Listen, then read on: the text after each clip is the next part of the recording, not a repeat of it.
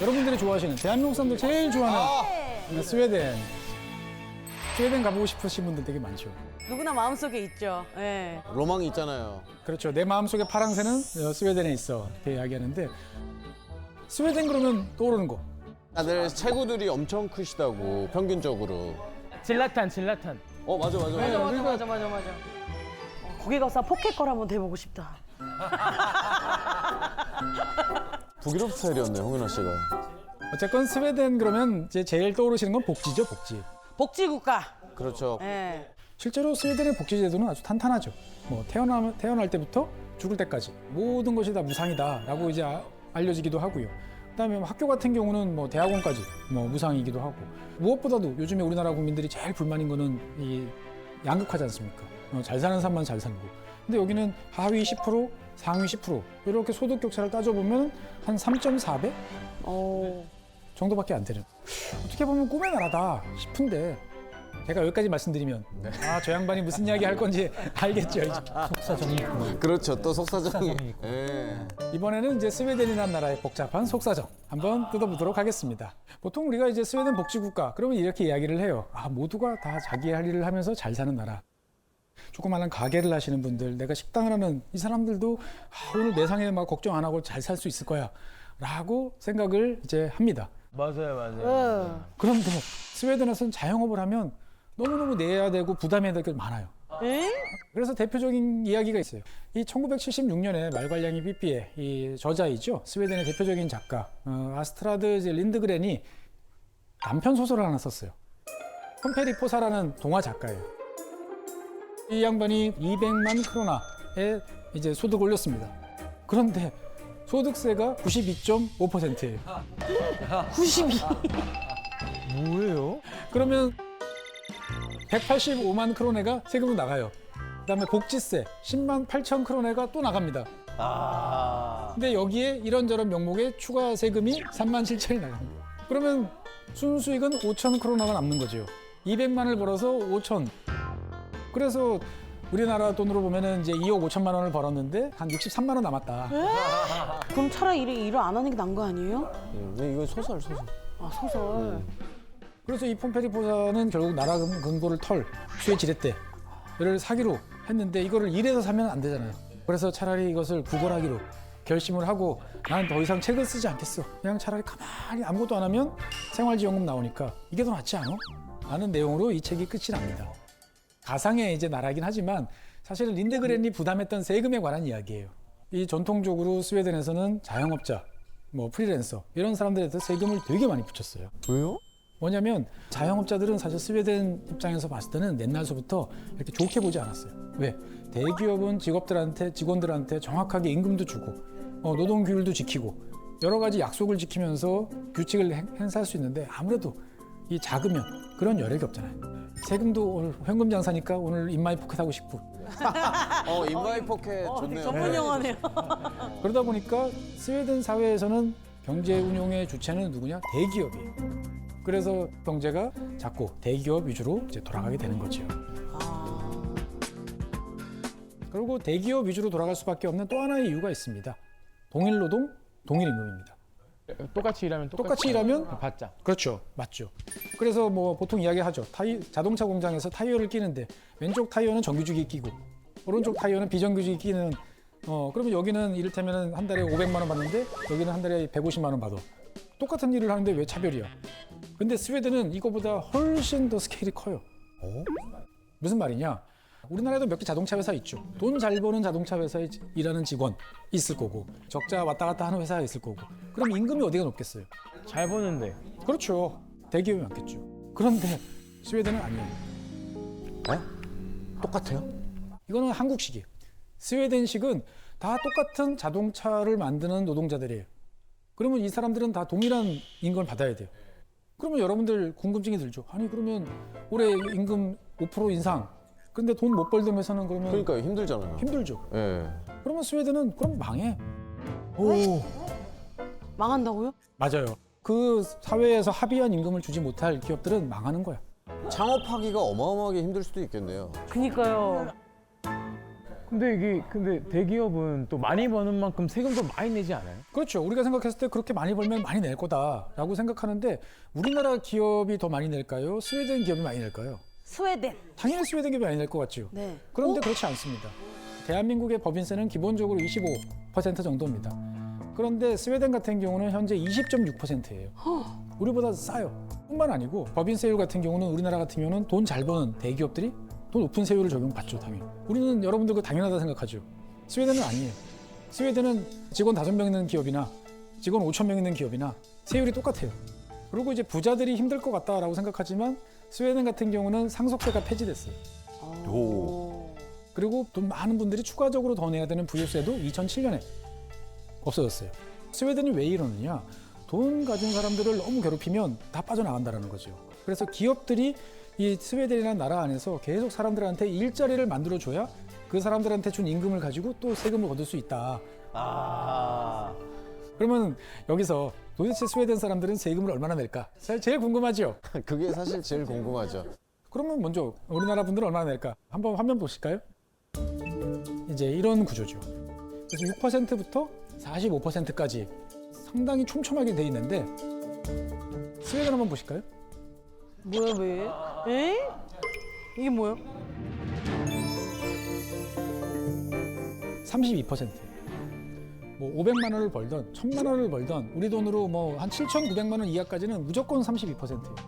그 다음에 돈을 더 벌어. 그러면은 거기서는 이제 그때 국가가 쓱 등장해서 그거보다 더 버는 거. 그러니까 1억을 내가 번다 그러면 7,900만 원을 초과하는 2,100만 원이 있죠. 그 2,100만 원에 대해서 20%를 국가가 가져갑니다. 이건 국가목. 그러면은 8천만 원을 정도를 받는 분들이라고 그러면은 우리나라에서는 1,344만 원 정도를 소득세로 내셔야 돼요. 근데 스웨덴에서는 한 4,160만 원 정도 내셔야 돼요. 우리나라에 비해서 3배.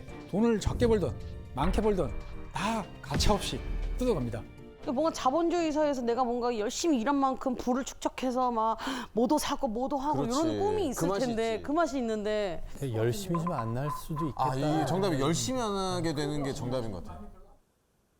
사실 스웨덴하고 우리나라는 다른 점이 훨씬 많은데 진짜 다른 점 하나 말씀드릴까요? 한국에서는 상상할 수 없는 다른 점이 하나 있어요. 단돈 46,000원이면 스웨덴 국민들은 전 국민의 이것을 내가 다 할 수 있어요. 전 국민의 전화번호. 전과기로. 하루 식사? 정답은 바로 소득이에요, 소득. 예. 전 국민의 소득을요? 예. 우리나라에서는 소득이나 세금이 개인 프라이버시잖아요. 얼마 버는지 옆 사람한테 절대 말씀 안 하시죠. 재수 오빠 많이 벌어요.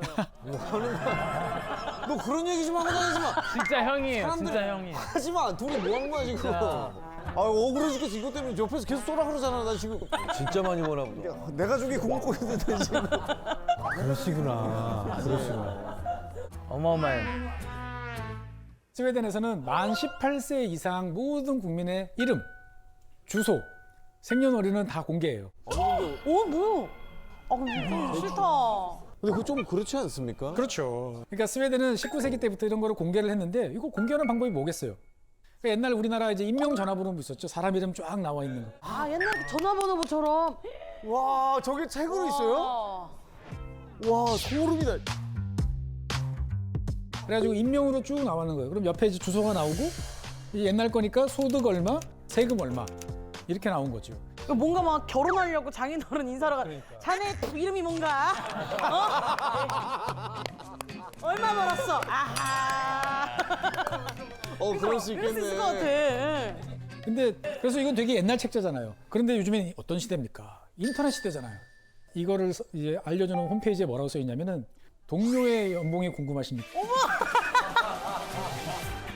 어머, 가려운 부분을 제대로 긁었네. 동료의 연봉이 궁금하십니까? 그렇죠. 우리도 임금 협상하려고 그러면은 쟤 얼마 받지? 되게 궁금하잖아요. 우리 위에 부장님 얼마 받나? 이걸 알아야 나도 거기 맞춰서 이렇게 부를 것 같은데 그러니까요. 그것뿐만 아니고 이제 클라우드처럼 구독 서비스가 있어요. 와. 그래서 월 구독료 6,400원을 딱 내면 매월 본인이 10명을 지정할 수 있어요.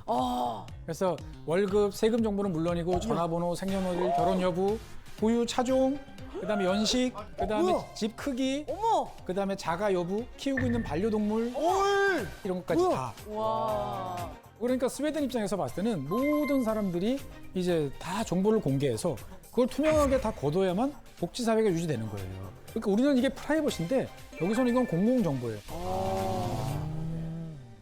아 진짜 근데 지금까지 딱 얘기 들으면은 한번 살아보고 싶긴 합니다. 그러니까 그런 나라에서 진짜 다 감추지 않고 다 그냥 오히려 홀가분할 것 같기도 하고. 다들 그런 말씀하세요. 그러니까 뭐 숨기고 자시고 할 게 없으니까 그리고 투명하다 보니까 이 돈이 제대로 잘 쓰일 거다라는 거에 대해서는 다 믿음이 있는 거죠. 그러니까요. 그래서 스웨덴 입장에서 봤을 때는 현금이라는 것은 되게 안 좋은 거예요. 왜요? 가지고 있으면 뭔가 검은 자금을 만들 수 있다 보니까 현금 없는 사회를 일찌감치 스웨덴 정부는 이야기를 하고 그 방향으로 가는 거죠. 제가 한번 스톡홀름에 한 2주 다녀왔었어요. 예. 아바 있잖아요. 네. 댄싱 퀸. 네. 맘마미아. 아바 박물관이 있어서 이 박물관 가서 음료수를 사 먹는데 현금을 냈더니 안 받는 거예요. 이게 지금 거의 10년 이상 전 얘기거든요. 네, 스톡홀름은 그때부터 이미 그 작업을 하고 있었어요. 그게 굉장히 인상적이었어요. 그렇죠. 그래서 실제로 지금도 스웨덴에서는 보면 일상생활에서는 현금이 거의 이제 사라졌다라는 이야기가 계속 나오고 있습니다. 그러니까 뭐 대중교통은 다 이제 그 현금을 안 쓰도록 법제화되어 있고 가게 같은 경우에서도 아까 말씀해 주신 것처럼 우리는 현금을 받지 않습니다라는 쪽들이 점점 많이 되는 거죠. 사실 스웨덴에 대해서 제일 안타깝게 스웨덴을 갈구하시는 분들은 집안에 아프신 분들이 계신 분들이 많을 때 그렇습니다. 돈이 많이 들잖아요. 사실 스웨덴의 의료복지는 아주 좋습니다. 그러니까 병원 진료비에 개인 상한선이 있어요. 우리나라도 개인 상한선이 있습니다. 그래서 얼마 이상 내면 나중에 그 보험공단에서 연락이 와서 돌려주는데 스웨덴 같은 경우는 1,100 크로나 정도밖에 안 돼요. 그러니까 우리 돈으로 따지면 14만 원 정도가 상한선이에요. 그 이상 병원비를 낼 필요가 없어요. 그건 전체가 다 국가 부담이에요. 어떤 치료를 해도요? 어떤 치료를 해도. 그래서 뭐 어떤 병에 걸려도 병원비 때문에 집안이 망했다라는 소리는 안 나와요. 그런데 문제는 막상 여러분들이 스웨덴에 가셔서 겪을 현실은 좀 달라요. 병원에 가기가 너무너무 힘들어요. 에? 왜요? 우리는 아프면은 그냥 막 가잖아요. 가는데 여긴 그럴 수가 없어요. 일단 전화를 합니다. 뭐 목이 너무 아프고 죽을 것 같습니다. 그러면은 따뜻한 물 많이 마시고 비타민 C 드시고 푹 쉬세요. 그리고 3일 있다 다시 연락하세요. 이렇게 이야기를 하죠. 근데 3일이 지나도 아파. 그럼 다시 전화를 해요. 그렇게 했는데도 목소리가 잘 안 나와요. 막 이러면은 예약 잡아드릴게요. 그러면은 보통 3주에서 한 달 사이에 일반의들을 만나고. 다 낫겠네 그러면. 그런데 가서 이렇게 병원 의사가 딱 보는데 어이구야 이거 뭔가 심상치 않은데요? 전문의가 좀 보셔야 될 것 같아요. 그러면은 이제 3개월에서 한 6개월 정도 이렇게 걸립니다. 그냥 가겠는데요? 그러다 보니까 스웨덴에서는 감기, 뭐 소화불량 뭐 이런 걸로 병원을 방문한다는 것은 상상을 못해요. 더 우리나라 분들한테 충격적인 거는 입원하기가 너무 힘들어요. 대한민국 분들은 이를테면 인구 1000명당 병상 수가 12개가 넘어요. 병상이 되게 많은데 근데 스웨덴은 2.05개입니다. 그래서 유럽 국가들 중에서 제일 낮아요. 와 침대도 없네. 그렇죠. 그러니까 입원한다는 것은 대단히 아픈 병, 정말 죽을 것 같은 병 이런 거 아니면 안 되는 거죠. 근데 그럼에도 불구하고 난 도저히 그 시스템을 기다릴 수가 없고 이러다 정말 죽을 것 같이 아프고 힘든 사람 있잖아요.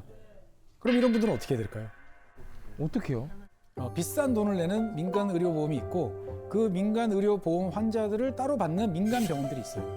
여기 가면 우리처럼 빠르게 좋은 치료를 받을 수 있어요. 그러니까 이거는 부유층의 전유물이에요.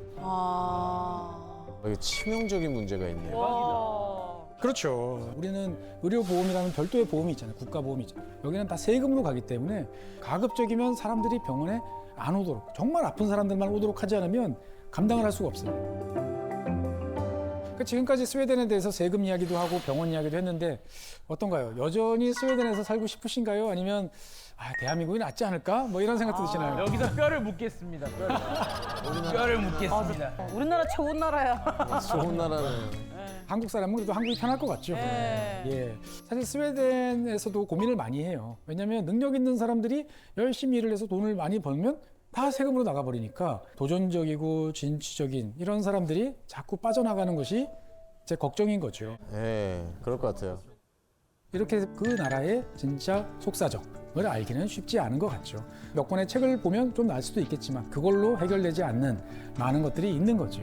어떻든 간에 이런 호기심을 잃지 말고 앞으로도 계속 다른 나라의 속사정에 대해서 관심을 두다 보면 많은 것들을 더 잘 알고 다른 분들에게 나눠주실 수 있는 그러한 수준에 도달하지 않을까라고 생각이 됩니다.